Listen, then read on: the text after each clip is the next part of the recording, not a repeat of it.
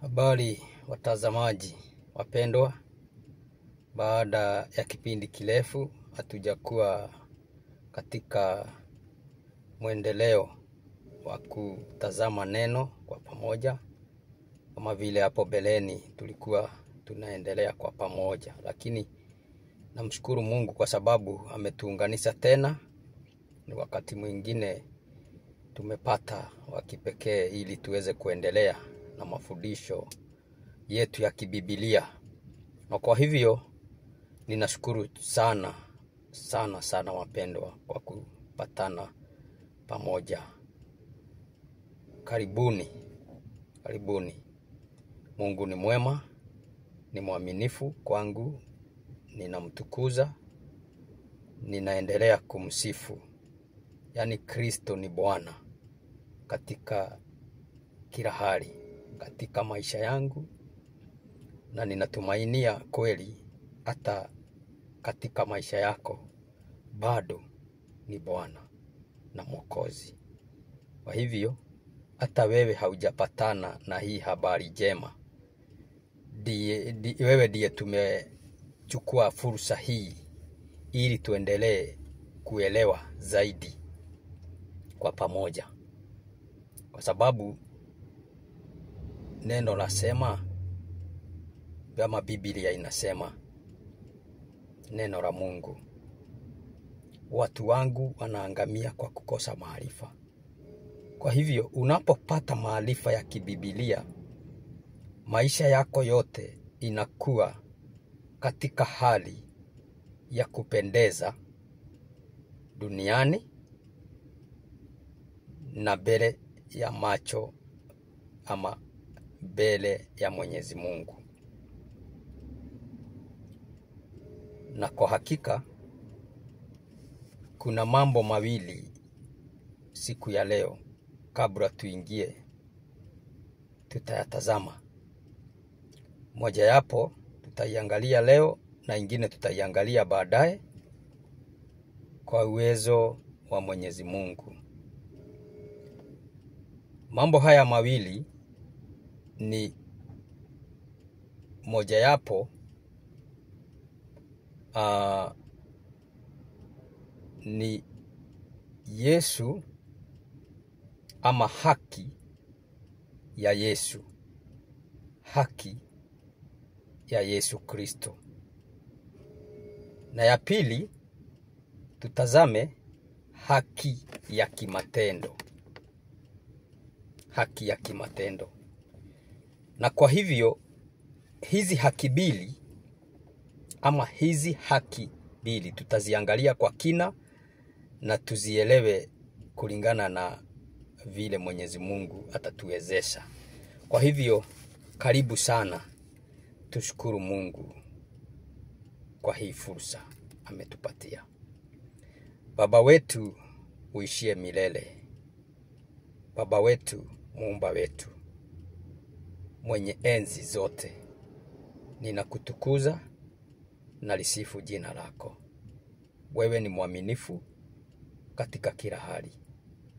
Umetupendeza jioni ya leo katika kutukumbuka kuendelea kujifunza neno lako siku ya leo, na baadaye tutatazama mambo mawili, haki ya Kristo na haki ya kimatendo. Asanti kwa kuwa Roho Mtakatifu yu karibu sana na kila mmoja anayetazama na kusikiza, ili amuelekeze ama atuelekeze sawa sawa na mapenzi yako. Ni asanti ukiwa nasi, twagojea mafundisho, twagojea hekima yako. Kwa jina la Yesu. Amen. Moja kwa moja tuingie fundisho letu la leo. Tutaangalia haki ya Kristo kwanza, alafu baadaye hapo kama vile nilikuwa nimesema tuangalie haki ya kimatendo. Kwa kuokolewa na Yesu Kristo ndipo mwanzo wa msingi wa kuwa au kujiita Mkristiano. yani bila kuelewa kutoka ndani ya nafsi yako, haya maana yake umejiunganisha na Yesu kwa njia ya imani,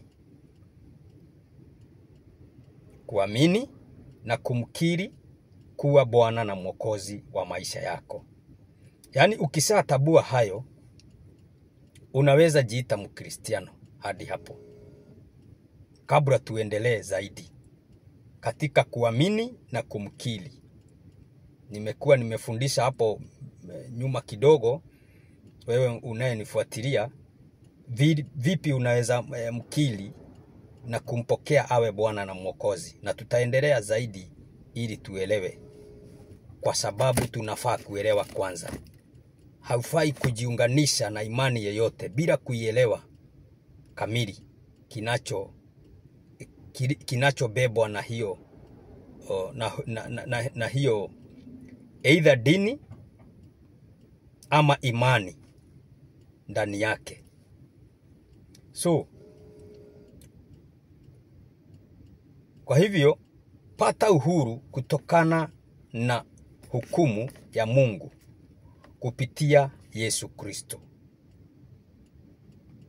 Pata uhuru kutokana na hukumu ya Mungu kupitia Yesu Kristo. Kwa hivyo pale kuna hukumu. Tukiangalia katika Yohana 3 mstari wa 31, tuendelee kutoka hapo. Tusome kwa pamoja. Tuanzie laini ya 31. Yeye ajaye kutoka juu juu ya yote. Yeye aliye wa duniani ni wa dunia, naye huzungumza mambo ya duniani. Yeye aliyekuja kutoka mbinguni juu ya yote. Yeye hushuhudia yale aliyoyaona na kuyasikia, lakini hakuna yeyote anayekubali ushuhuda wake. Ndugu yangu na dada yangu, usiwe mmoja kutosikiza na kuyasikia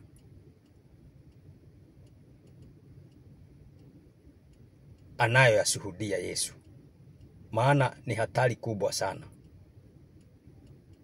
Heri umkubali, na kwa kumkubali ni katika kukiri, kuamini na kukiri. Lakini yeyote anaye kubali huo ushuhuda anadhibitisha kwamba Mungu ni kweli. Point number 1, unapompokea Yesu kama Bwana na Mwokozi, Mungu ni kweli. Unakubaliana na nafsi yako, roho wako na pia mwili wako, pasipo mtu mwingine, wewe mwenyewe, ati Mungu ni kweli. Yeye aliyetumwa na Mungu husema maneno ya Mungu. Hata wewe ukimkubali Yesu, kitakachotokea ndani yako utakuwa unasema mambo ya Mwenyezi Mungu.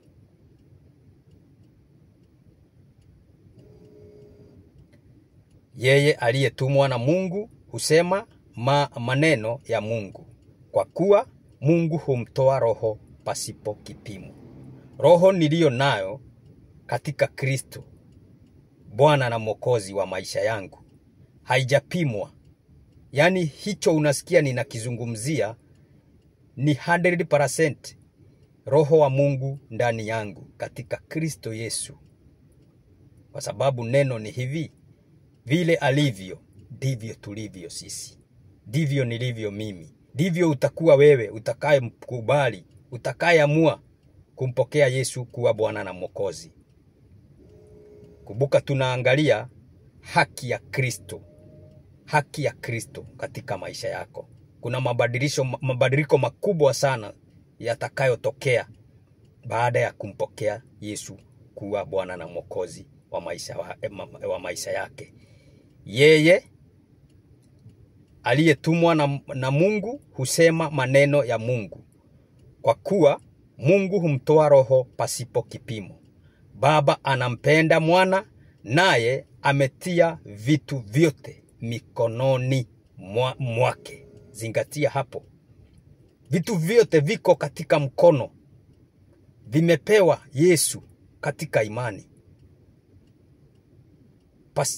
Katika imani. So, ukimpokea kwa imani, wewe ni mrithi pamoja na Kristo. Hakuna shaka hadi hapo. Yeyote anayemwamini Mwana ana uzima wa milele. Sasa wachana na hayo mambo mengine yote. Zingatia uzima wa milele. Maana hapo ndipo tuko sisi zote. Uwe hai, ukue hauko hai. Hapa katika uzima ni mahali pa muhimu sana. Maana ndipo mapumziko baada ya ulimwengu huu, baada ya dunia hii. Baada ya dunia hii. Kwa sababu unapompokea Yesu ni kama umeekeza nafsi yako mahali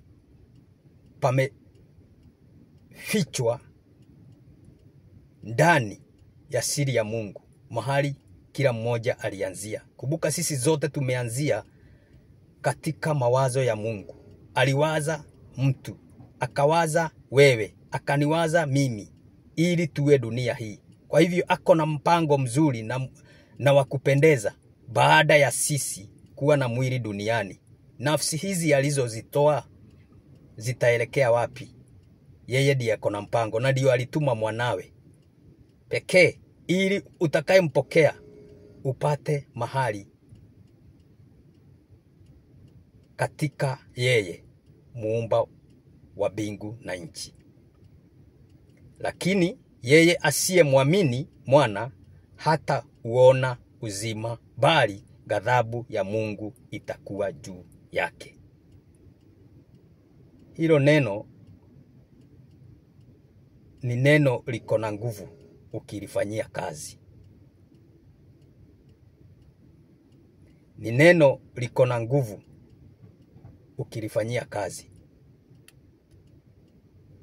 Kwa hivyo unajiandikisha upya na kupata maisha mapya kwa njia ya imani, kupata haki, kuwa na Roho Mtakatifu na kubadilishwa kwa tamaa za kimwili, na kuwa mtu wa kutembea na Roho Mtakatifu kwa uhuru wa Mwenyezi Mungu. Tukiangalia katika Galatians 3:26 hadi pale tutazamie hadi pale 28, inasema, kwa maana nyinyi nyote mmekuwa watoto wa Mungu katika Kristo Yesu kwa njia ya imani, haki ya Kristo.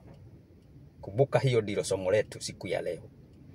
Kwa maana wote mliobatizwa ndani ya Kristo mmevaa Kristo. Mmevaa Kristo. Mbele za Mungu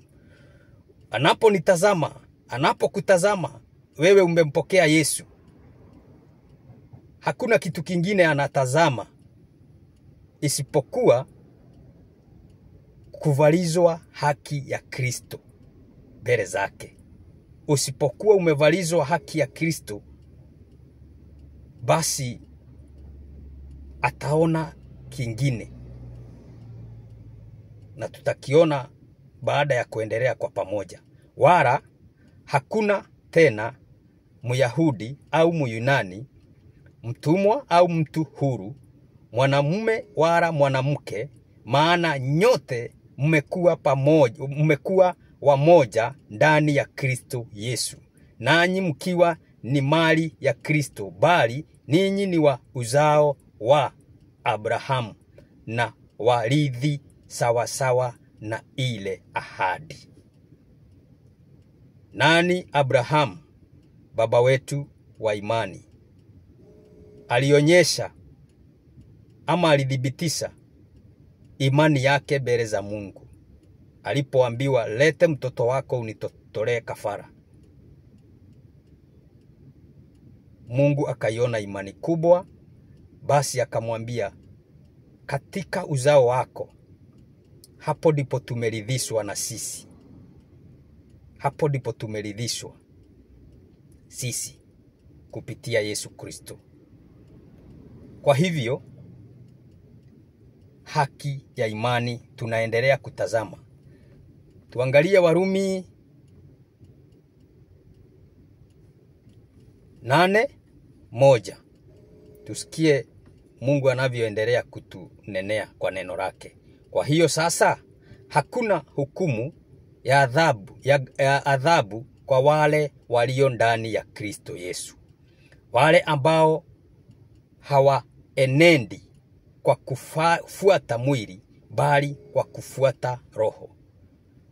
Unapompokea Yesu, unaposema ondoa jina yangu kwenye kitabu cha mauti, andika kwa kitabu cha uzima, hapo ndipo unawekeza nafsi yako. Hapo ndipo unawekeza nafsi yako. Basi nafsi yako unabadilisha sasa, kunaingiwa na Roho Mtakatifu. Unampa nafasi. After you surrender, you give him a part. You surrender your free will. Now you wait the will of God. And the will of God, mtawala aliye ndani ya will of God, is Holy Spirit. Ni Roho Mtakatifu. Unanunuliwa, adopted kwa kimombo, adopted, kutokana na imani yako na kuunganishwa ndani ya familia ya Mwenyezi Mungu katika Kristo Yesu. Haleluya. Ninaposikiza huo mtazamo, ninasikia raha moyoni. Wewe ni kiumbe kipya kabisa. Haki ya Kristo. Hiyo ndilo somo letu siku ya leo. Umefikia sasa kuwa kiumbe kipya. Wakorintho wa pili 5 laini ya 17 inasema, kwa hivyo kama mtu akiwa ndani ya Kristo, amekuwa kiumbe kipya. Ya kale yamepita, tazama yamekuwa mapya. Haya yote yanatokana na Mungu ambaye ametupatanisha sisi na nafsi yake kwa njia ya Yesu Kristo na kutupata sisi huduma ya upatanisho. Tarudia huo mstari wa 18. Haya yote yanatokana na Mungu, sio mwanadamu. Ninapokuelekeza, ni Mungu hunena ndani yangu. Ni Mungu anakuelekeza akiwa ndani yangu. Maana mimi siishi bali ni Kristo ndani yangu. Kazi yangu ni kuhubiri injili njema. Uisikize, uipokee, uokolewe. Ambaye ametupatanisha sisi na nafsi yake kwa njia ya Yesu Kristo na kutupata sisi huduma ya upatanisho. Kwamba Mungu alikuwa ndani ya Kristo akiupatanisha ulimwengu na nafsi yake mwenyewe, akiwa hawahesabii watu dhambi zao, naye ametukabidhi sisi ujumbe huu wa upatanisho. Kwa hiyo sisi ni mabarozi wa Kristo, kana kwamba Mungu anawasihi kupitia kwa vinywa vyenu Mungu anawasihi kupitia kwa vinywa vyetu, nasi twaombwa sana ninyi kwa niaba ya Kristo mpatanishwe na Mungu. Kwa maana Mungu alimfanya yeye asiyekuwa na dhambi kuwa dhambi kwa ajili yetu, ili sisi tupate kufanywa haki ya Mungu kwake yeye. Haleluya. Mungu na atukuzwe kwa huu upendo mkuu. You are new creation. Yani wewe ni kiumbe kipya. Umesamehewa.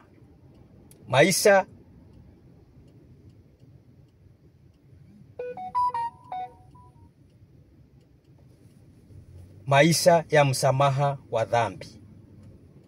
Yani wewe maisha yako sasa umesamehewa, unaishi maisha ya msamaha. Yani siku zote sasa utakuwa wewe unaomba tu msamaha, unasamehewa. Yani pale ni kama kwamba dhambi sasa imekuwa makosa. Makosa, mtu anapokosa, ndivyo tunasema kosa si kosa, kosa ni kurudia makosa.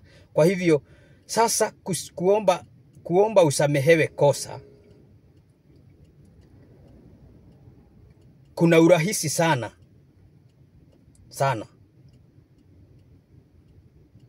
Kuna urahisi sana kusamehewa. Na hivyo kumebadilika.